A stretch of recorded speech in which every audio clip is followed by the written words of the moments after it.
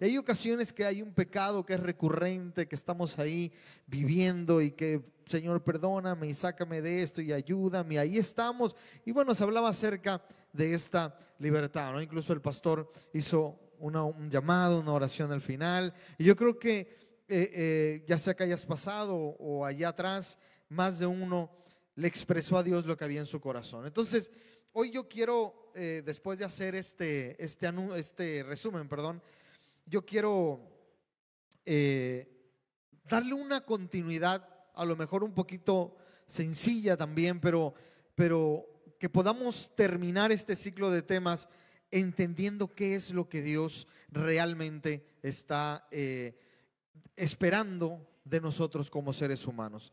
Primera de Juan capítulo 3 versículo 4.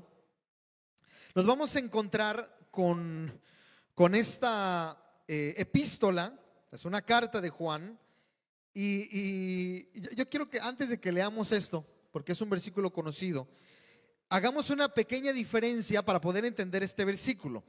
El Evangelio de Juan, que el Evangelio de los primeros 4 libros del Nuevo Testamento, Mateo, Marcos, Lucas, Juan, de hecho es conocido como el apóstol del amor, se le dice el amado, porque Juan se entiende que es el más pequeño de los discípulos, etcétera. Entonces su forma de escribir en el Evangelio de Juan es una epístola muy, muy amorosa, muy, no sé cómo explicarlo sin que se escuche mal, pero sí es muy tierna su forma de escribir. Ahí encontramos Juan 3:16, de tal manera amó Dios al mundo. ¿Por qué? Porque el Evangelio de Juan está escrito al nuevo creyente. ¿Okay? Al creyente que apenas estaba empezando a conocer de Dios, que no entendía mucho de la cultura judía. Recuerden que el evangelio estaba extendiéndose a los gentiles, que no era propiamente cultura judía y que no tenían las mismas costumbres. Entonces Juan explica de una forma muy, muy tranquila, muy sencilla, muy en el principio el verbo era Dios y como que una forma muy bonita. Entonces vamos a la epístola que vemos aquí en Primera de Juan. Y esta ya no está escrita para el recién convertido. Ya no está escrito para el convertido recién, el que está empezando, el que está viniendo a la iglesia al principio, el que no sabe mucho. Hay mucha gente que llega a las iglesias y de repente dice: es que yo todavía no entiendo cuando leo la Biblia, todavía me cuesta, hay cosas que no me entran fácil. Incluso vienen a la iglesia, se usan palabras en el púlpito que de repente dicen no me quedan claras porque no lo uso en mi léxico diario. Entonces no es sencillo. Entonces Juan escribe el Evangelio de Juan a la gente que apenas se está empezando a conocer de Dios, para explicarlo de una forma muy sencilla, y sobre todo porque había un puñado de gentes que estaban metiendo unas herejías y que estaban poniendo en duda la divinidad de Cristo. Decían que Cristo no era el Dios como tal, sino que habían movimientos por ahí que iban a empezar a hacer eco, y Juan tenía que dejar claro que Jesús era Dios. ¿Bien hasta ahí? Ahora, en la epístola que vamos a leer en este momento, aunque está escrito no tan lejano, ya Juan no se le escribe al nuevo creyente, sino es una forma de desafiar al que ya conoce de Dios, el que ya de alguna forma es cristiano, o que de alguna forma ya ha estado en un caminar con Dios, que públicamente se dice cristiano, que ante toda la gente lo reconoce como alguien que ha cambiado de vida. Yo creo que se va a dar muy bien para ser uno de los, casi estamos al final del año, y vale la pena entender este versículo que vamos a entender, otros que vamos a estar hablando acerca de esto. ¿Por qué? Porque Juan ya no va a hablar amorosamente, sí, siempre con amor, pero ya no va a ser el tierno del Evangelio de Juan, sino escribe, ahora sí ayúdeme con el versículo, ¿qué dice? Es muy conocido: todo aquel que comete pecado infringe también la ley, pues el pecado es infracción de la ley. Vamos a leer hasta el 9. ¿Qué más? 5 dice: y sabéis o sabes que Él apareció para quitar nuestros pecados y no hay pecado en Él. 6. Todo aquel que permanece en Él, ¿qué dice ahí? No peca. Ahí empieza a ser un poquito más rudo. Todo aquel que peca es por una razón, porque no le ha visto ni le ha conocido. Dice: hijitos, No va a perder su estilo amoroso. Hijitos, nadie te engañe. El que hace justicia es justo, como Él es justo. Pero el que practica el pecado es del diablo, porque el diablo peca desde el principio.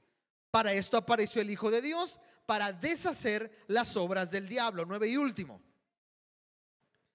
9.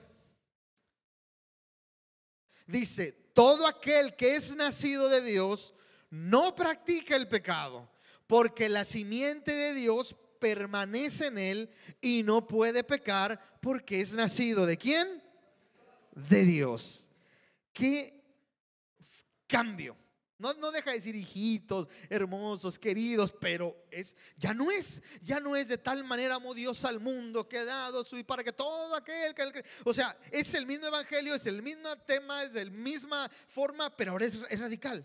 Porque ahora a quien le está escribiendo esta carta, esa gente que ya públicamente dice: yo voy a la iglesia, yo quiero hacer un compromiso, yo he pasado al frente, he hecho, etcétera. Entonces le dice: ok, tú tienes que saber que si quieres tener una relación con Dios, y empieza a usar palabras duras como todo aquel que peca es porque ni lo ha visto ni lo ha conocido. Espera, y el pastor también usó el versículo también, yo sé, y lo puse en otra connotación, pero Juan nos está explicando que el verdadero seguir a Cristo tenía que ver no solo con que Dios nos había amado y todo lo que hemos echado en la cruz, sino que teníamos que vivir una vida radical sin agradando a Dios. ¿Ok? ¿Sí me van siguiendo hasta aquí? Yo quiero que leamos rápido una estadística. Las estadísticas generalmente la hace alguna empresa o alguna asociación religiosa o gente seria que se dedica a esto. Y en esta estadística que estaba leyendo, y le preguntaron a cristianos, no a gente que está interesada con Dios, no a gente que tiene ganas de empezar, no, sino gente que ya va a una iglesia constantemente por más de un año, que se profesa abiertamente y dice: yo soy cristiano. Le hicieron un par de preguntas y se va a sorprender lo que dice esta estadística. Dice, porque obviamente era anónimo, y cuando es anónimo cualquiera puede responder la verdad. Y salió el siguiente resultado: el 20% de los que se dicen cristiano no tienen la costumbre de orar, que es lo básico de un cristiano, que es la oración, es intimidad con Dios, la lectura. Dice: el 20% durante todo el año no ora más que por los alimentos, y eso sí cuando se acuerda, o sea, prácticamente no ora. El 25% nunca durante el año lee la Biblia. Hablo de los que se profesan, no estoy diciendo que sean verdaderos cristianos, sino digo gente que dice: yo soy cristiano, pero no ora, no lee, que es algo para tú conocer a Dios, agradarlo, tienes que orar y leer, porque eso te va a enseñar. De hecho, la Biblia te habla de escudriñar, que es incluso ir más allá. El 25% nunca durante el año abre la Biblia. El 30% de los que profesaban ser cristianos no asistían a una iglesia. O sea, decían: yo busco a Dios en mi casa. ¿Ok? Decían: yo no necesito del cuerpo de Cristo, yo aquí, y por la razón que sea. Hablamos de la estadística. El 40% no hacía actividades de misericordia. O sea, le valía si alguien estaba en necesidad. Yo decía: no, yo no acostumbro, no confío, todo es para mí. Ni dentro de la iglesia, ni a los necesitados, nada. No hacía misericordia durante el año. El 50% nunca era discipulado. Solo venía los domingos, escuchaba, pero no estaba constantemente teniendo esas enseñanzas para crecimiento. El 75% no hacía nada para Dios, o sea, decía: yo recibo de Dios, pero para hacer algo para Dios, nada. El 90%, este es alarmante, el 90% no celebra ningún tipo de reunión dentro de su familia. O sea, que le diga a sus esposos: hijos, vamos a sentarnos a platicar de Dios, vamos a leer un versículo, vamos a hacer un altar familiar, vamos a orar juntos. El 90% de los que profesan, por lo menos en esta estadística, dijeron: nunca tenemos una actividad familiar donde hablemos de Dios. No. O sea, imagínate cómo vamos a formar hijos que amen a Dios si no nos preocupamos. Y el 95% nunca había sido capaz de predicarle a alguien de Cristo. Imagínense. Es una estadística que alarma, empezando de los que no oran, de los que no leen, hasta la gente que ni siquiera aprende. 95% no era capaz durante el año de decirle a alguien: oye, ¿conoces de Cristo? Yo tengo, mira, Dios, pues no, decían, no me meto en los asuntos de nadie. Cuando uno de los primeros instrucciones que Dios dio fue: aquel que cree en mí, vaya y hable de mí. ¿Cierto o no? Entonces, ¿por qué te doy toda estadística? Toda esta forma, porque si bien no son cosas que nos dan la salvación, sino son obras, esas obras demuestran nuestra intimidad con Cristo. Hacer todo esto son obras que no nos salvan. Lo que te va a salvar es tu fe en Cristo, pero estas acciones son las que van a demostrar que yo amo a Cristo. Le voy a demostrar a la gente, mire, se lo pongo en palabras bien sencillas, porque el pastor también hablaba acerca de esto. Uno tiene que vivir una vida cristiana y tiene que demostrarlo. Imagínense que yo me caso con mi esposa en una boda muy sencilla, nadie se entera, ¿ok? Por razones de hecho a mí me pasó, porque a mí me tocó casarme en pandemia, y entonces no había muchos registros ni nada de estas cosas, entonces eran cosas muy chiquitas. Entonces imagínate, nadie se enteran, dos testigos. Yo me caso, le digo a mi esposa: te amo con todo el corazón, lo voy a hacer toda la vida. La beso, me pongo el anillo, me salgo de ahí, me quito anillos, le digo a mi esposa: tú te vas a vivir a otro estado, yo en otro estado. Y jamás alguien me pregunta: ¿casado o soltero? ¿Qué te importa? No me meto en tu vida, tú no te metes en la mía. ¿Te imaginas? Que alguien me diga: ¿tienes hijos? ¿A ti qué? Mira, tú vives tu vida. O sea, ¿te imaginas? Es que no veo que traigas anillo. Sí lo tengo. Me dijeron que sí tengo anillo, sí estoy casado, pero no lo quiero usar. ¿A ti qué? ¿Qué usted pensaría de mí? Imagínese que yo nunca, ni siquiera llego a mi casa y ni siquiera le digo a mi esposa: te amo, no paso momentos de relación, de crecimiento. ¿Tú pensarías que hay una buena relación con esa persona? No. Pero si nos vamos a lo estrictamente legal, ¿estoy casado o no estoy casado con esa persona? Claro, pero no estoy demostrando. Entonces, mira, eso es ley humana, yo lo puedo entender. Pero si lo traducimos a lo espiritual, uno no puede ser hijo de Dios, no puede tener una salvación y no demostrarlo. No hay forma. Lo va a demostrar en su oración, lo va a demostrar en su lectura, lo va a mostrar en su misericordia, lo va a demostrar en sus acciones, lo va a demostrar en todo lo que haga. ¿Cierto o no es cierto? Entonces Juan empieza a hablar un poquito más rudo y dice: todo aquel que permanece, voy a decirlo en palabras humanas, todo aquel que está casado con él no peca. Todo aquel que peca es porque ni lo ha visto ni le ha conocido. Y empieza a ser rudo con este tema. Entonces esto me hace llevarte a dos preguntas.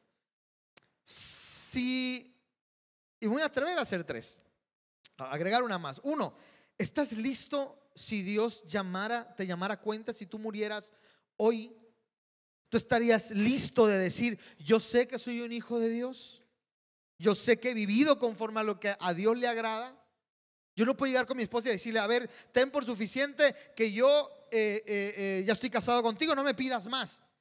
Mi esposa va a pedir de mí que yo demuestre con mis acciones, dentro de casa y fuera de casa, que estoy en una relación. Entonces, si tú murieras hoy, pudieras llegar con Dios y decirle: Señor, he vivido conforme a lo que tú me has pedido, por lo menos este año. Vamos a hacerlo chiquito para no hacer fea la estadística. Si Cristo viniera en las nubes hoy, venía a recoger a su pueblo, ¿estarías preparado para verlo en las nubes? ¿O dirías: Señor, dame un año más de vida? O sea, son cosas que nos deben llevar a pensar. Entonces yo agrego una tercera. ¿Tú eres hijo, eres hija de Dios? No me conteste todavía, porque es algo que tenemos que analizar todos, ¿okay? Si yo hiciera esta pregunta personal, así que oye, ¿tú eres hijo de Dios? Habría gente que incluso se ofendería. ¿Cómo pones en duda? ¿Tú quién eres para poner en duda? Y no, yo no lo haría con forma de decir quién es salvo. No voy por ahí. Pero yo como una pregunta social, espiritual. ¿Eres hijo de Dios? Algunos se ofenderían. ¿No ves la Biblia que traigo abajo de mi brazo? ¿No notas que soy cristiano? ¿No notaste que cuando entraste te dije gloria a Dios, aleluya? Y se ofenderían. Es que eso yo no lo sé. Yo puedo decir una palabra jurídica y no por eso soy abogado. Puedo decir hematoma en lugar de moretón y no por eso soy doctor. ¿Sí me siguen? ¿Voy bien hasta aquí? Entonces pregunto, ¿cómo sabes que eres hijo de Dios? ¿Cómo sabes? Y aquí yo quiero poner 3 filtros, no para decirte si tú eres hijo o no eres hijo, porque eso no me toca a mí, pero por lo menos quiero darte 3 filtros que yo quiero que hoy analices y te veas a la cara y digas, a ver si yo no lo digo por una de estas 3 cosas. Vuelvo a repetir, la salvación es por fe, es solo a través de Jesucristo, pero hay cosas que necesitamos entender para no engañarnos. El pastor dijo una frase muy cierta la semana pasada, y el pastor dijo, uno de los peores engaños que tiene la humanidad o que puede tener alguien es creer que está bien y no estar bien. Creer que está yendo al cielo y estar yendo a un lado contrario. Ese es el peor engaño. El peor engaño es alguien que se ve un espejo. Generalmente le pasa a las mujeres, es como lo más común, que se ven al espejo y dicen, estoy muy gorda. Y realmente es algo que se llama anorexia. Y empiezan a vomitar y es un problema incluso psicológico. ¿Cierto o no? Es el peor engaño. El peor engaño de los hombres es lo contrario: verse al espejo y decir, no, sí estoy flaco, y no estar flaco. Es la parte contraria. El peor engaño de un cristiano es verse al espejo espiritual y decir, yo creo, hablo de alguien que no lo sea, y decir, yo creo que soy hijo de Dios, y realmente no serlo. Eso puede ser difícil, muy complicado, incluso dañino y con un fin tremendo. Entonces, ¿qué es lo que generalmente? Mire, voy a poner 3 filtros y espero que tú puedas analizarte. Si yo le preguntara a alguien, ¿tú eres hijo de Dios? ¿Eres cristiano?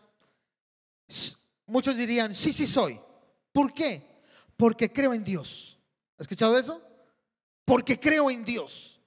Bueno, quiero darle una noticia. Dice Santiago 2:19, RB60. ¿Tú crees que Dios es uno? Hablando de la Trinidad, ¿tú crees? Bien haces. ¿Cuántos dicen amén? También los demonios creen y tiemblan. Qué fuerte. NBI, ¿qué dice? A lo mismo, pero si lo tienen ahí para que vean. Tú dices tener fe porque crees. La NTV está bien. ¿Tú crees que hay un solo Dios? O sea, está dejando claro la doctrina. Magnífico, magnífico. También los demonios lo creen y tiemblan. NTV. Ve cómo nos está poniendo el primer filtro necesario. ¿Tienes la NTV ahí? La que habían puesto. Dice, tú dices tener fe porque crees que hay un solo Dios. Bien hecho. Aún los demonios lo creen y tiemblan aterrorizados. Qué fuerte. ¿Sabe cuál es la diferencia? Porque hay gente que si alguien dice, yo sé que soy hijo de Dios porque yo creo en Dios, no es suficiente. ¿Cuál es la diferencia? Que ellos creen, pero ¿qué crees? No obedecen. No siguen la palabra de Dios. Tienen la certeza más que incluso los ateos o los agnósticos o un montón de gente creen porque ellos han sido testigos de que en el trono hay uno, y es Jesucristo, es Dios. ¿Sí me siguen? Entonces ellos ven y dicen, sin duda existe Dios. Yo creo que existe Dios porque me ha tocado presenciarlo, lo he visto en su gloria, etcétera. Entonces ellos creen, y dice la NTV, y se aterrorizan, tiemblan. Entonces el decir que yo creo no es suficiente en este sentido. Lo que va a hacer la diferencia entre los demonios que creen y tiemblan es en los que practican la obediencia a la palabra de Dios.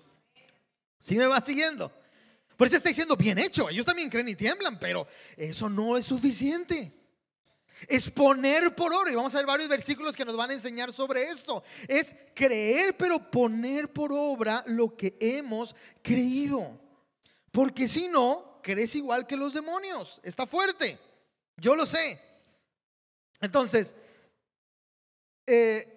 yo sé que suena decir creer en Dios no es suficiente a la luz de la doctrina que generalmente se escucha, que solamente digas creo en Dios y eso, que hoy vamos a analizar un poquito acerca de lo que dice la Biblia y la etimología de las palabras un poquito, pero a lo que yo quiero dejar claro, sobre todo si alguien está viendo la transmisión, es a el que cree sin obedecer, ¿ok? El que solo cree que Dios es real, yo creo que sí, pero mientras no lo obedezcas, tiene la misma actitud que un demonio. Hay otros que este es el primer filtro, el decir yo soy salvo porque yo creo en Dios. Los demonios que ni tiemblan y no por eso son hijos de Dios. Porque si estamos de acuerdo que los demonios no son hijos de Dios, ¿verdad? ¿Sí? ¿Sí estamos de acuerdo? Levante la mano, por favor. ¿Vamos bien? Ok, gracias. Muy bien. El segundo filtro, muchas veces le preguntas a alguien, oye, ¿por qué tú dices que eres hijo de Dios? ¿Por qué crees que eres hijo de Dios? No como juzgar, sino como chisme santo, por decirlo así, nada más por plática casual, que suena más espiritual. Y muchos te dirán, porque lo siento en el corazón. Y aunque es una verdad que Dios nos da la certeza de ser llamados hijos de Dios, también nos dice Jeremías, porque esa certeza no la puedes sentir tú, te la tiene que dar el Espíritu, pero ahorita voy a eso. Jeremías 17:9, muy conocido, RB60 primero. Dice así, yo sé que la conocen. Engañoso es tu corazón. Es el corazón más que todas las cosas. ¿Y qué más dice? Perverso. ¿Quién lo conocerá? Qué fuerte, la NBI. Ve qué fuerte. Ve, aquí lo dice un poquito más a nuestro lenguaje. Dice, no hay nada tan engañoso como el corazón. No tiene remedio. ¿Quién puede comprenderlo?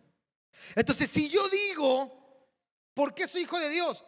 Porque yo lo siento acá. Una vez pasé y dije, ¡ay! Lo sentí. En ese momento se metió. Me soplaron y neuma, ¿no? O sea, empiezan. No, y yo sentí, me recorrió un fuego. A ver, eso no es que no sea cierto. Yo no voy a hacer un juicio de valores en cuanto a lo que sintió alguien o lo que no, porque cada ser humano es diferente. No estoy diciendo que sea mal, pero no te voy a decir que eso es Dios tomando posesión de ti. Pueden ser muchas veces toques del Espíritu si es que es algo genuino. Puede ser Dios dejando manifestar que es real, que es algo que está tocando no tu cuerpo, sino tu espíritu y tu alma, si es que eso es algo genuino. Y si no, también puede ser algo, un chip metido en tu mente, donde has visto un montón de películas, un montón de predicaciones y un montón de gente que cuando pasaba al frente les hacía así, se caían, y dijiste, entonces es lo que tengo que sentir, y le dictaste a tu cerebro qué es lo que tienes que sentir. Entonces tú dijiste, eso es lo que siento. ¿Qué dije? Sí me entendió. ¿Sí me sigue? También puede ser.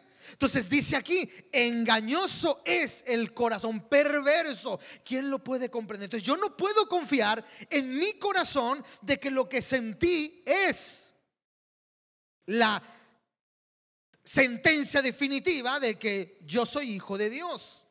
La Biblia, que es un versículo que me gustaría ahondar en otro momento, dice que el Espíritu de Dios nos da la convicción de que somos hijos de Dios. Ahí sí nos los da a nosotros, pero no es nuestro corazón. Es el Espíritu Santo. Algo le voy a decir, dejar claro. El Espíritu Santo encuentra la manera para que usted sepa sin duda que es el Espíritu Santo que le está hablando y no el corazón. No hay forma. Y hay un montón de gente que es testigo y te puede decir, soy testigo de eso. Soy testigo de cuando le hice caso a mi corazón, y soy testigo de cuando fue el Espíritu Santo que me dejó claro y me dijo, eres hijo mío. Te lo dice de una forma romántica y única. Y con romántica no digo que todos de la misma forma, sino con romántica me refiero a especial, a que dejas sentir en el corazón: tú eres mi hijo. Te da, por eso dice, el Espíritu de Dios te pone en ti, dentro de ti, la convicción de que eres y que puedes ser llamado hijo de Dios. Pero es Él el que te la pone, no es tu corazón, porque Jeremías dice que el corazón es engañoso más que todas las cosas. Entonces no podemos confiar en un corazón humano. Amén. Entonces, segundo filtro: si yo te pregunto ¿por qué crees que eres hijo de Dios? Más vale que no digas porque creo en Dios, nada más, porque eso no me dice nada, o no te dice a ti mismo nada. No puedo decir tampoco que porque lo sentí en el corazón, porque el corazón es engañoso. El tercer filtro que te quiero regalar es creo que el más común, ¿ok? Y es la respuesta que generalmente se nos da al ser humano. O sea, en una plática: oye, ¿y tú desde cuándo eres hijo? Y te dicen: cuando acepté a Cristo en mi corazón. ¿Has escuchado eso? Porque todos. Una vez hubo una reunión, una vez hubo una campaña, una vez algo, y hice la famosa oración del pecador. Ya en otras predicaciones he tocado un punto, pero hoy por primera vez quiero darle un poquito de tiempo a esto, un poquito más de tiempo. La famosa oración del pecador no es una oración que esté mal, es una oración que incluso es como oración, es bíblica. Pero quiero explicarte un poquito el contexto histórico para que usted pueda saber si lo que está diciéndose es suficiente para decir que eso me hace hijo de Dios. En el siglo XVIII ya desde antes hubieron movimientos, pero en el siglo XVIII hubieron dos hombres de Dios muy usados, que habrá usted escuchado. Uno se llamaba George Whitefield y el otro era Juan Wesley. Ellos fueron parte de algo que se conoció como el Gran Despertar. Creo que fue el segundo Gran Despertar, se le llamó. Hicieron un mover espiritual y la verdad fueron grandes hombres de Dios. Y ellos fueron los precursores, o de los primeros, por lo menos, predicadores masivos que hablaron acerca de una doctrina que no era del todo calvinista, algunos entenderán el término, sino que ellos se enfocaban más en que el ser humano de forma voluntaria tenía que dar ese paso y decir: yo quiero hacer esto, ¿okay? Ahora, yo tengo que dejar bien claro en esto para que no haya confusión: el ser humano no hay uno solo que por voluntad propia diga: yo quiero buscar a Dios. No hay uno solo. Todo deriva de Dios poniendo en tu corazón, dice: con cuerdas de amor te atraigo, y te pone a ti el deseo de querer buscarlo, tanto hacer como el querer como el hacer. Bien, nunca es como que el ser humano está buscando a Dios. A ver, lo necesito, y Dios: ay, te me habías olvidado, ven, si es cierto, ven. No, es siempre Dios buscando al ser humano y diciéndole: aquí estoy, siempre, ¿ok? Pero Juan Wesley y Whitefield decían: ok, Dios se ha llegado, se ha acercado a ti, te está llamando con cuerdas de amor, pero tú tienes la responsabilidad de decir: Señor, voy a empezar a obedecerte, voy a hacer tu voluntad de forma voluntaria, lo voy a hacer de corazón, nadie me va a obligar, aquí estoy para seguir tus caminos y obedecerte. Entonces ellos empezaron a predicar a gran parte de Estados Unidos. Juan Wesley, que venía del otro lado de Europa, etcétera. Todo este movimiento que hubo se conoció como el segundo Gran Despertar. Fue muy común, ¿ok? Muy largo. Entonces esto fue, creo, si no estoy mal, como entre principios y mediados del siglo XVIII. Pasan los años y ahí llega a la historia un segundo hombre. Este hombre es conocido, también muy conocido, como Carlos Finney, o Charles Finney, que también lo deben conocer. Él ya es del siglo XIX, a finales del siglo XVIII, principios del siglo XIX. Pero Carlos Finney, él empieza a hacer una actividad, una acción que nadie hacía. Algunos lo empezaban medio a hacer, pero vamos a llamarlo así. Él lo institucionalizó, lo hizo profesional, no sé, le dio forma, le dio liturgia. ¿Qué hacía?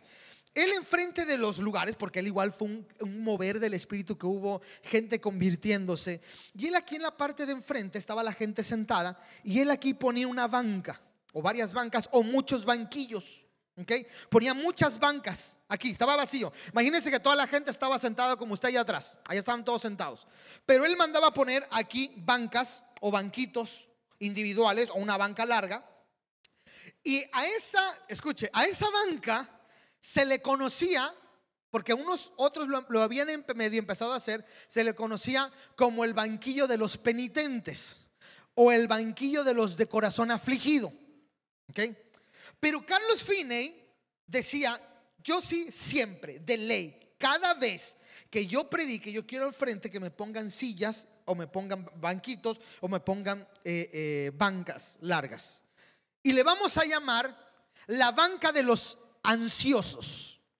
¿Por qué le cambié el nombre de banca de los penitentes a banca de los ansiosos? Porque Carlos Finney decía: esta banca, cuando alguien esté escuchando una predicación y tú tienes que arrepentirte y te vas a ir al infierno, porque Carlos Finney tenía un mensaje duro contra la predicación, entonces la gente que se estuviera sintiendo redarguida por el Espíritu, él decía: si tú sientes que Dios te está hablando, sal de tu silla y siéntate aquí al frente, y públicamente la gente se va a dar cuenta que tú quieres hacer un cambio de vida. Y llegaba a lugares donde habían minas, o donde habían lugares de trabajo fuerte. Entonces había gente muy borracha, gente que en el pueblo era muy conocida por ser pecadora. Entonces era una forma de decirle a todos: hey, yo sé que me conocen. Digo, en una ciudad grande como Cancún, pues a lo mejor nadie te conoce, pero en lugares más pequeños eran muy conocidos. Y de repente empezaba el pueblo que llegaba, pueblo que iba a sus predicaciones, y luego ciudades grandes. Bueno, es un gran mover de Dios. Entonces esta gente le decía al pueblo: yo ya no quiero ser más borracho, ya no quiero ser el mujeriego, ya no quiero ser el golpeador, ya no quiero ser el ladrón, ya voy a cambiar de vida. Entonces, mientras Carlos Finney estaba predicando, esta gente venía y se sentaba en los bancos de los penitentes, o en los bancos de los afligidos. Pero Carlos Finney dijo: vamos a quitarle ese nombre, le vamos a poner el nombre de el banco de los ansiosos. ¿Por qué? Porque el corazón con el que debes venir es como el de un ansioso. Cuando una persona está en ansiedad, está como que no se puede contener. No sé si lo ha visto. Una persona en ansiedad entra y le falta la respiración. Y Carlos Finney decía: si alguien realmente está siendo confrontado por el evangelio, tiene que tener una actitud de: ya no puedo ser igual, tengo que cambiar, tengo que ser diferente, ya no quiero ser el mismo. No nada más de sentarme aquí a ver a quién que toda la gente vea. No, sino tiene que venir con esa actitud como la de un ansioso. Entonces le ponen el nombre del banquillo, él le pone el nombre del banquillo de los ansiosos, y así se queda por muchos años. Esa es la parte. Pero ojo, aquí la parte importante. ¿Qué pasaba con el banquillo de los ansiosos? En el banquillo de los ansiosos la gente se sentaba. Le voy a leer lo que dijo un pastor encargado en aquellos tiempos de la iglesia, lo que él escribió sobre la administración del banco de los ansiosos. Él decía: fue una gran ventaja esto que hacía Carlos Finney, porque con los buscadores dispersos en la congregación, buscadores de Dios, era difícil darles una atención apropiada. Al juntarlos, aquellos que querían instruirlos y animarlos podían tener fácil acceso. Escuche. O sea, ¿por qué Carlos Finney mandaba a que la gente estuviera aquí? Porque mientras el evangelio estaba confrontando y estaba pegando y estaba hablando, la gente pasaba: yo ya no quiero ser igual, porque las predicaciones de estos hombres de Dios eran tan fuertes, tan ungidas, que la gente no podía quedar igual y decía: yo quiero hacer un cambio. Entonces pasaban aquí, y entonces Carlos Finney no les decía: a ver, haz esta oración y eres cristiano. No, sino que después de hacer eso, los pastores que le ayudaban ahí se acercaban a ellos y les decían: ¿quieres hacer esto? ¿Quieres empezar a hacer? Venga, te voy a instruir, los vamos a mostrar qué es lo que dice la Biblia. Y entonces empezaban a predicarles del evangelio y lo que tenían que hacer. ¿Me sigue hasta aquí? Siglo XIX, principios del siglo XIX.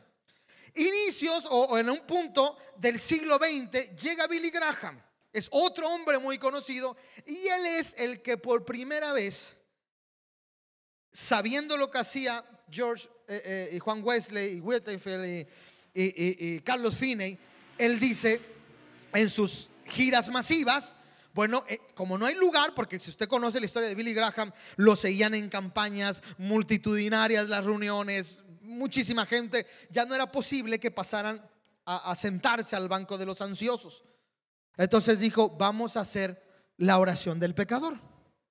¿Cuál ha sido el problema de la oración del pecador? No es en sí la oración, porque la oración, si usted alguna vez la hizo, trae palabras que son bíblicas, son palabras reales. El problema es tergiversar algo que inició como una buena intención de decir, vengan y de aquí los vamos a predicar el evangelio para que usted sepa de lo que tiene que confesar, de lo que tiene que hablar, de lo que tiene que arrepentirse. Porque usted no puede llegar nada más y decir, en el nombre de todos mis pecados, perdóname Dios.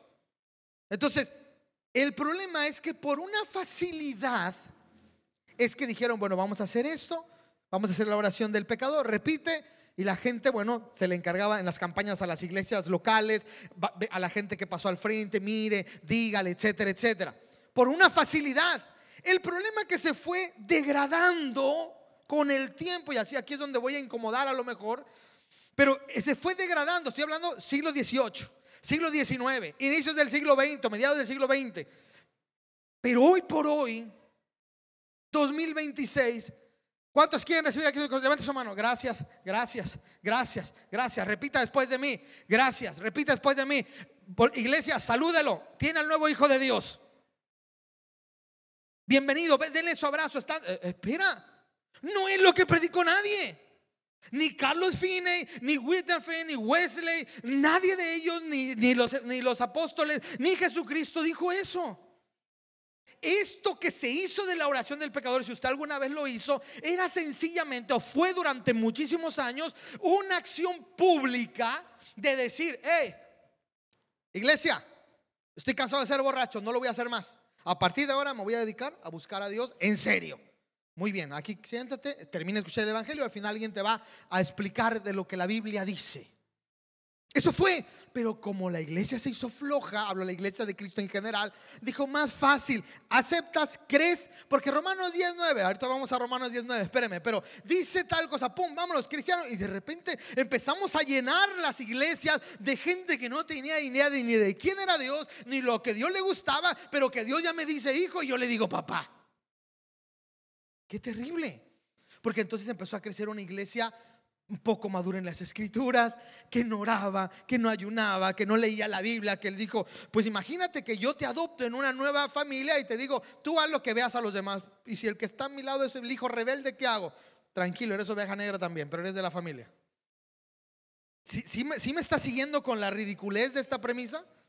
Entonces, de entrada, una persona que está muerta no puede aceptar nada. ¿Cómo aceptar si ni siquiera si estoy muerto? De entrada, el que te da vida es el Espíritu Santo. Él es el que te tiene que convencer. A veces a través de una palabra o de una escritura, de una predicación, el Espíritu Santo sí va a tu corazón y te dice estás mal. Pero no puedes tú nada más por hacer una oración, porque ahí es Dios el que tiene que hacer la obra. Él es el que convence de pecado. Si el Espíritu Santo no es quien convence de lo que tú estás haciendo está mal, aunque hagas una oración, no va a pasar nada. Porque tú vas a decir, bueno, sé que estoy mal, ¿por qué? No tengo idea, pero aquí estoy.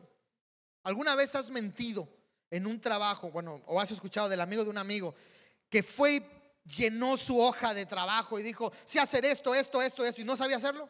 ¿Has escuchado de esas historias? Se presenta el primer día de trabajo y ¿qué hago? No sé, pero ahí averiguo en el camino. Ya me dan el trabajo, me dan el informe, el salario, ahora me toca saber de qué es. Y llegan al trabajo y nomás están viendo a los demás. Pero si tú ves a un modelo, a una persona que no hace lo mismo que tú, nunca vas a saber qué hacer. Si tú no ves a Cristo y lo que Él enseñó, no vas a saber qué es lo que Dios espera de ti. Y para saberlo es a través de la Escritura. Pero si nadie te dijo y te dijeron nada más que por hacer una oración, eso es lo que te hacía hijo de Dios, está mal. Es como llegan muchos, no sabe la cantidad de clientes, y mis demás colegas aquí presentes también van a decir que es así, donde llegan diciéndote, me quiero divorciar, Perfecto. Llevo 20 años sin verlo, ¿verdad que estoy automáticamente divorciado? ¿Qué te sé que? Sí, porque a mí me dijo Laura Bozo que cuando es que yo, que la doctora Poli, no estás, han pasado 20 años, hay un papel legal y hay que disolver. Punto. Tiene que haber una disolución. No importa que estés. De paso, si alguien aquí piensa que por estar separado 20 años o 15 años sin ver, está divorciado, no. Hay que hacer un proceso legal. ¿Okay? Si hay gente que llega a lo mismo y dice, ¿eres cristiano? Sí. Y yo hice una oración, ni sé qué dije, pero lo repetí clarito, todo. ¿Y de qué era? No sé, pero el hombre que estaba enfrente hablaba bien bonito. Y no he regresado a la iglesia, pero tengo paz con Dios. No puede ser así. No puede ser así. Entonces, Romanos 10:9, porque sé que a lo mejor alguno o alguien que esté viendo la transmisión esté ahorita de no, pero es que la Biblia dice, pero es que no sé qué. Romanos 10:9, ¿qué dice? Que si confesares con tu boca que Jesús es el Señor y creyeres en tu corazón que Dios le levantó de los muertos, serás salvo. Aquí está. Querido predicador, te tiro todo tu mensaje con este versículo. Dice que si yo confieso, y yo con la oración de pecador, ¿qué dice la oración del pecador? Yo confieso que he sido pecador y que creo en Jesucristo. Yo estoy confesando con mi boca. Pobre el mudo entonces, que no puede hablar. Porque aquí dice, ¿qué hacemos con el mudo? No, pero él ve el corazón. Bueno, ahí dice otra cosa. ¿Qué querrá decir? Porque dice que si confesares con tu boca que Jesucristo es el Señor. Yo sé que los que tienen ya muchos años en la iglesia ya saben de esto porque lo he predicado y he dado las definiciones. Pero en el griego, voy a aprovechar para que quede grabado, para que lo quieran ver. En el griego, la palabra confesión, para la palabra confesión hay, estuve contando, creo que es entre 8 o 9 verbos por ahí, solo para la palabra confesión. En español no. En español, para la palabra confesión solo es confesión. Y para nosotros, ¿qué es confesar? Decir con la boca algo. Es nada más. Pero en griego, en el griego koiné, que es en el que está escrito esto, hay alrededor de 9, 8, 9, 10 verbos para la palabra confesar. Cada cosa tiene que ver con algo. Está la palabra lego, que tiene que ver, bueno, de hecho la palabra lego está en todas las de confesión, porque tiene que ver con decir algo con la boca. Ok, decirlo así, nada más. Esa es la palabra lego. Está la palabra martureo, que significa confesar sin hablar, pero siendo testigo con el cuerpo. O sea, mártires. Cuando a alguien le decían, por ejemplo, en Roma, ¿crees que Jesucristo es el Señor? Sí. ¿Lo niegas? No. Los ponían en el Coliseo Romano y los leones se los comían. Entonces ellos afirmaban lo que había dicho su boca con su muerte. Entonces esa acción de confirmarlo con una muerte no se decía de la misma forma, se decía martureo. ¿Ok? Había otra forma y era exmologueo. Exmologueo significa, es otra versión, que era decir algo igual que lego, pero esta vez de forma pública, que eso es lo que vendría siendo, por ejemplo, la oración del pecador. Era decir algo, a lo mejor sí con fe, sí creyendo en lo que significa la palabra esmologueo, es pararse y decir, a partir de ahora, de corazón lo digo, quiero ser diferente, voy a dejar de hacer esto y esto. Eso para el griego koiné era una expresión pública de labios, pero que no se podía constatar.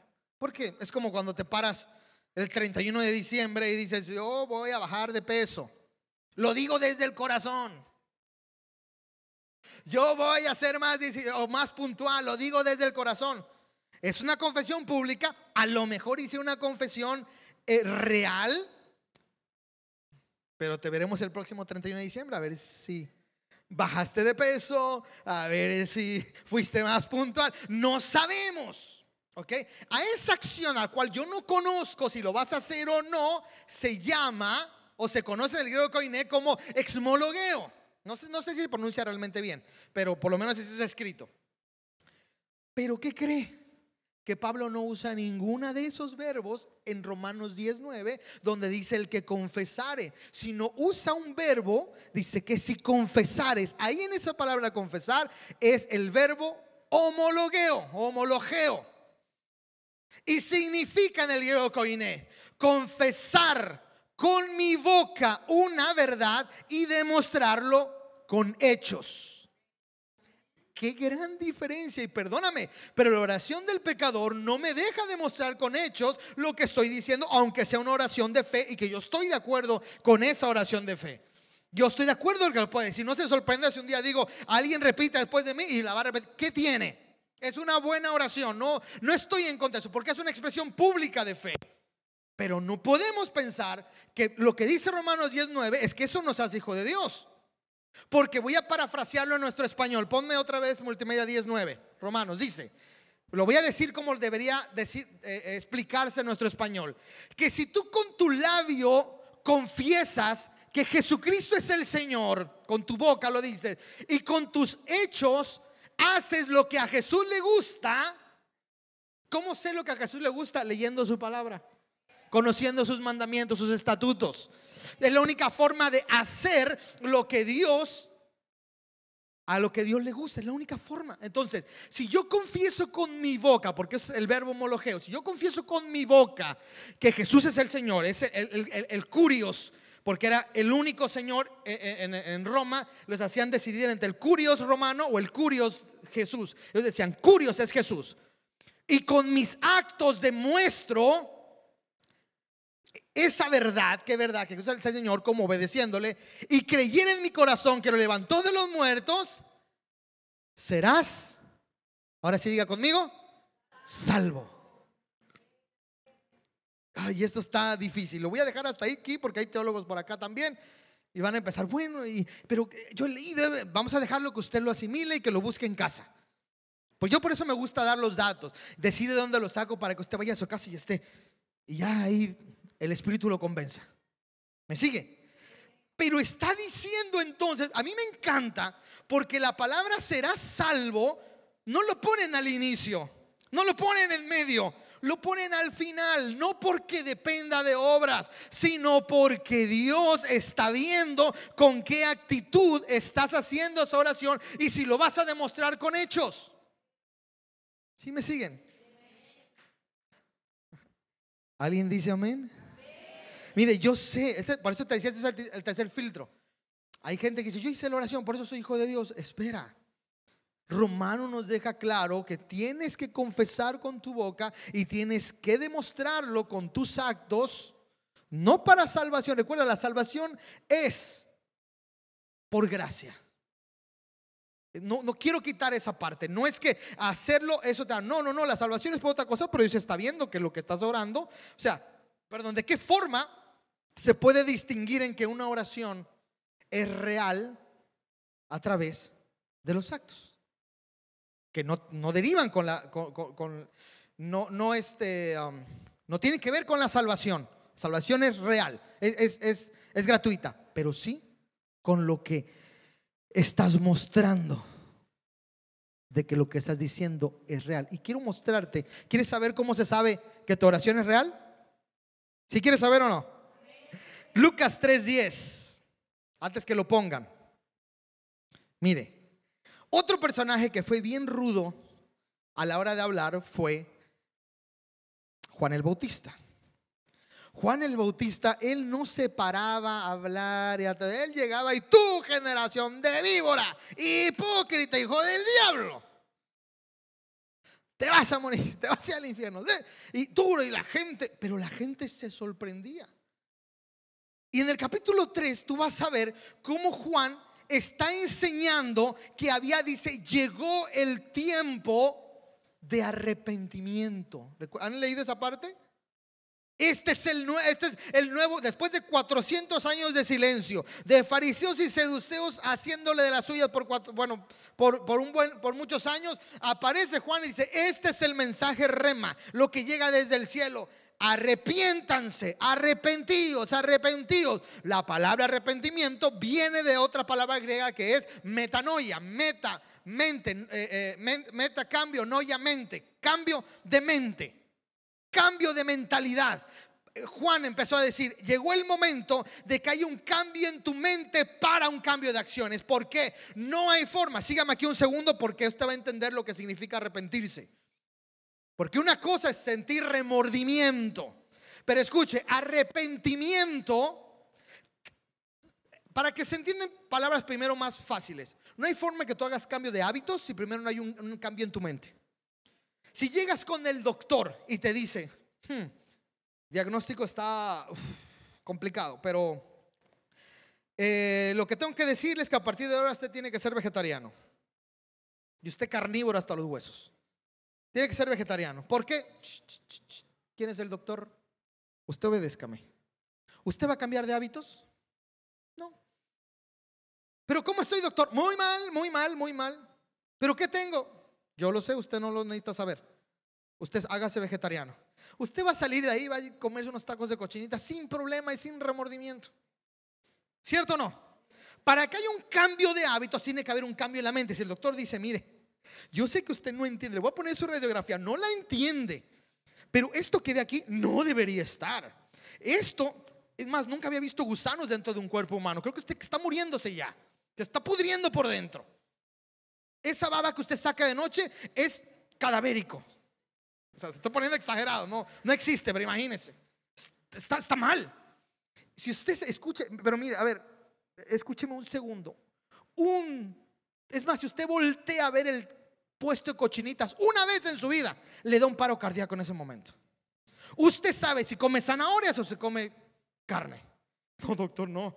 Y escuche, y cuando lo entierren va a apestar y van a tener que quemarlo, porque va a contagiar a su familia. Es más, va a tener que estar en cuarentena desde ya. No cuarentena, va a usted ya vivir de por vida. Le van a decir Usías el rey. Ahí va a estar encuartelado. ¿Qué va a hacer usted? ¿Va a salir a comer qué? Verdura. Porque entendió, hubo un cambio acá, y tus acciones van a cambiar sí o sí desde ese momento. Poco a poco, porque Dios entiende mi debilidad. Hipócrita, generación de víboras, dijo Juan.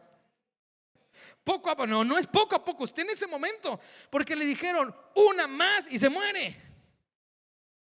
Entonces Juan les dice: arrepentíos, metanoia, cambio de mente, porque lo que viene a partir de ahora solo lo va a poder hacer quien pueda hacer un cambio en su mentalidad.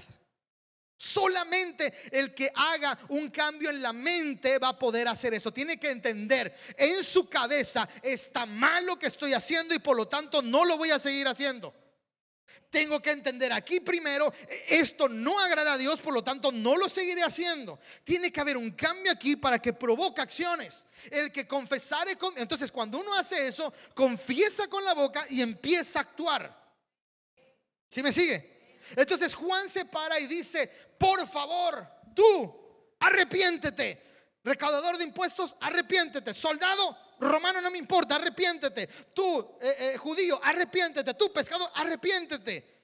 Entonces cuando le empieza él a decir esto, que ellos entendían lo que significaba el metanoia, el cambio de mente, que no es lo que ellos pensaban, que había que hacer muchos cambios. Lucas 3:10 dice: entonces, ¿qué debemos hacer? Preguntaba la gente. A ver, quiero hacer este cambio de mente. No le dijo: póngame la silla aquí, pasa en la frente, voy a hacer una oración. Que vuelvo a repetir, no es que esté mal en sí, sino no hacerlo con el entendimiento correcto es lo que está mal. No, ¿qué les dijo? Ok, vamos a ver. El que tiene 2 camisas, no sea egoísta, comparta, en otras palabras, con el que no tiene ninguna. ¿Qué está hablando? Acciones, porque había gente muy acaudalada y gente en el otro extremo. No había clase media, para que usted me entienda. Había clase muy rica y había clase muy baja. No había gente. Entonces los muy acaudalados tenían demasiado y decían: yo amo a Dios, pero no amo a mi prójimo. Ese es un publicano, no lo tengo que amar. Y por eso Dios empieza a decir que no hay diferencias, etcétera. Entonces dice, no, a ver, quítate eso. Tienes que amarme y para eso hay que hacer misericordia. Quita. ¿Por qué Juan dijo eso? Te aseguro que tenía un acaudalado así, un fariseo a lo mejor así. No me justo con este publicano. ¿Conoce la parábola? Y dijo, a lo mejor Juan era así. Tú, ¿quieres saber qué quieren hacer? Si tienes 2 camisas, reparte una. Que te dé una, ve que te dé una. No lo dice la Biblia, pero debería decirlo. Y el que tiene comida debe hacer lo mismo. Estamos hablando de dos puntos reales. En el tiempo del Imperio Romano, en el pueblo judío, habían judíos muy ricos y judíos demasiado pobres. No había clase media prácticamente. Y le dice, compartan la comida. ¿Qué más? Llegaron también los del SAT, eso que nadie quiere, los recaudadores, Hacienda. Eso es lo que estaba ahí. Imagínate los del SAT que todo el mundo, ahí estaban. Para que los bautizara. Ellos dijeron, nosotros somos judíos, nos toca, háganse a un lado y apagamos nuestra ficha. Maestro, ¿qué debemos hacer nosotros? Preguntaron. Arrepentimiento igual. ¿Qué más? Versículo, ¿qué le dice? No cobren más de lo debido. Van para atrás. Hacienda no pasó el filtro. No cobren de más, sean justos. Porque mira, sustraían, robaban, tenían dominado al pueblo, lo sabían todos y dijeron, ¿quieres demostrar arrepentimiento? Recuerden que antes de este versículo él está hablando acerca del arrepentimiento. Entonces ellos dicen, ok, si quiero arrepentirme, ¿qué debo hacer? Empezar a hacer acciones que demuestren que estás arrepentido de lo que hacías. Ladrones están robando, los de Hacienda, hay que quitarlo.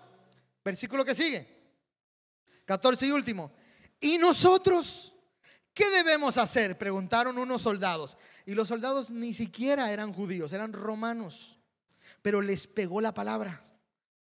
Y les dijo, no extorsionen a nadie, ni hagan denuncias falsas, más bien confórmense con lo que les pagan. Si hay alguien del municipio trabajando aquí, si hay alguien del gobierno, de alguna dependencia, eso les está diciendo. Bueno, es para todos. Pero los romanos eran soldados que estaban acostumbrados al soborno. Eran como muchas veces los de tránsito, que las mochadas, que las ofrendas de amor y todo eso que se conoce, lo hacían ellos. Y Juan lo conocía. Los soldados se paran y le dicen, bueno, yo sé que esto es para judíos, pero me estás diciendo que tengo que hacer un cambio aquí. Tengo que hacer un cambio aquí. Ok, yo como soldado, a ver, dame el mensaje para mí. Tú eres como soldado, no hagas esto. Tú eres como esto, tú eres como recaudador, tú no hagas. Todo esto tienes que empezar a hacer. Y dice entonces el versículo 7, el mismo 3, pero vamos al versículo 7, para que ahora sí se entienda por qué lo dijo, por qué le preguntaron esto. Y decían, ¿lo tiene ahí la R60? Lucas 3:7 dice así: y decía a las multitudes que salían para ser bautizadas por él. O sea, la gente pasaba, yo quiero hacer la oración del pecador. Y Juan, espérame, antes de la oración del pecador, antes de irte a bautizar, un momento. Generación de víboras, ¿quién les enseñó de huir de la ira venidera? Versículo 8. Haced o hagan pues frutos dignos de arrepentimiento. Y no comiences a decir dentro de ustedes todos somos, porque el pastor también usa este versículo, a decir dentro de nosotros mismos tenemos a Abraham por padre, porque yo digo que Dios puede levantar hijos de Abraham aún de estas piedras. El judío tenía la misma muletilla que hoy muchos dicen. ¿Por qué eres cristiano? Porque hice la oración del pecador. A los judíos les decían, ¿por qué eres cristiano? Porque soy hijo de Abraham. Y él dice, si ustedes fueran hijos de Abraham, harían las obras de Abraham su padre, pero por cuanto hacen las obras del diablo, hijos del diablo son. Fuerte. Generación de víboras, vienen a que les haga la oración, vienen a bautizarlos a adúlteros. Generación de víboras, tienen que hacer frutos dignos de arrepentimiento. Oh, ok. Entonces le preguntan, ¿y cómo se hacen eso? Y entonces todo lo que te expliqué antes. Entonces cuando Pablo, está diciendo, si confesares con tu boca que Jesucristo es el Señor, está usando la misma fórmula de Juan. Está diciendo, tienes que confesar con tu boca la verdad de que Cristo es el Señor y te puede salvar, sí, pero también hacer frutos dignos de arrepentimiento. No es los frutos dignos de arrepentimiento lo que te salvan, es la gracia, es Dios, pero son los frutos dignos de arrepentimiento lo que demuestran que estás haciendo un cambio de vida y que quieres hacer un cambio de vida y que quieres que Dios te perdone. ¿Bien hasta aquí? Lo voy a dejar hasta aquí porque hay más que hablar, pero yo lo voy a dejar hasta aquí. No quiero llenar más de puntos porque di muchas definiciones, pero lo que yo necesito, iglesia, que se pueda entender, esto es hablando acerca de lo que el pastor habló la semana pasada, dándole continuidad nada más. Tenemos que entender esto. Dios es el Dios de las segundas oportunidades, de las terceras, de las muchas oportunidades, pero está esperando que no esperes que, aunque escucha, la salvación es impagable. Siempre lo decimos, no es gratuita. Siempre lo decimos, pero vamos a volver a repetirlo, no es gratuita. La salvación es impagable. Costó no es gratuita porque costó la sangre de Cristo. Es impagable y como no la podemos pagar, no la regalan, es diferente. Pero tiene que haber un cambio en nuestra mente, que este año sea un cambio de decir, Señor, mira, sobre todo, bueno, no sobre todo, pero haciendo énfasis a la gente que pasó al frente. Dice, sí, ya pasé, no se quede ahí. Usted dijo, sí, Señor, aquí estoy orando por ti, sentiste la presencia de Dios, está bien, estoy de acuerdo con eso, pero eso es para decir, ahora, ¿qué tengo que hacer? Y entonces a los soldados esto, ¿a ti qué te dirían? A los soldados le dijeron tal cosa, ¿a ti qué te dirían? Frutos dignos de arrepentimiento. Y entonces dice Romanos 10:9, termina la frase diciendo, serás salvo. Serás salvo. Dios hace milagros, Dios hace la obra. Dios ha puesto en ti el deseo de seguirlo, por eso estás aquí. Pero también tú tienes que entender que la obediencia a Dios y a su palabra tiene que ser única. Amén. Vamos a terminar. Cierre sus ojos ahí. Es más, póngase de pie. Por favor, póngase de pie ahí. Perdón por terminar tan abruptamente, pero no me quiero meter en más sin que esto primero se dijera, perdón. Así que yo creo que con esto puede ser suficiente para que usted pueda pasar por estos 3 filtros. Lo que ha escuchado en el año, lo que ha escuchado esta semana, lo que ha escuchado, lo que se ha comprometido en oración a Dios. Que podamos entender, no es que Dios complique o quiera complicar la admisión a su reino y tienes y que yo no va por ahí, sino que Dios quiere gente sincera, genuina, que con su boca diga que quiere hacer algo y con sus actos diga, mira Dios, quiero hacerlo, lo estoy haciendo. Y Dios, mira, siempre ve la forma de hacerte sentir que eres hijo de Dios, de darte la convicción. Para aquellos que solo hicieron una oración, ¿sabes de quién tienen la convicción? Del que oró por ellos. ¿Sí? ¿Soy hijo de Dios? Sí, dilo con fe. Soy hijo de Dios. Más fuerte. Soy hijo de Dios. Y se van. ¿Cómo sabe? Porque Él me dijo que soy hijo de Dios. Leyó un versículo muy bonito. No, la convicción te la da el Espíritu en el corazón. Y no con una sensación bonita, porque la sensación bonita también la siento cuando como tacos de barbacoa. Digo, qué rico sabe. Las sensaciones bonitas te la pueden dar cualquier cosa. Una boleta de calificaciones de 10 de tus hijos también te da sensaciones bonitas. Hay muchas cosas, una alabanza llena de la presencia de Dios también da sensaciones bonitas, pero no te salva. Pero cuando el Espíritu Santo te pone el sello, tú lo sientes diferente. Tú sabes que es Dios quien te está diciendo, eres hijo mío. Y eso es lo que tú y yo tenemos que buscar. Pregúntale hoy a Dios, cuando termines en tu casa, Señor, si yo estuviera escuchando a Juan el Bautista hablando del arrepentimiento y de los frutos, y yo le preguntara, ¿y yo qué debo hacer? ¿Qué me dirías?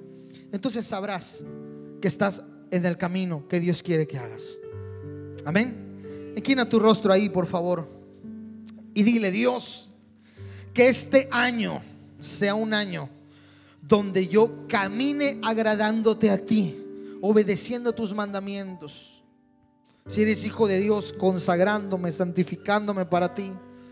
Si lo estás buscando, que pueda tener la certeza de que soy hijo tuyo y no solo alguien me dijo o lo leí en la Biblia. No, tengo que saber en el corazón que soy hijo tuyo.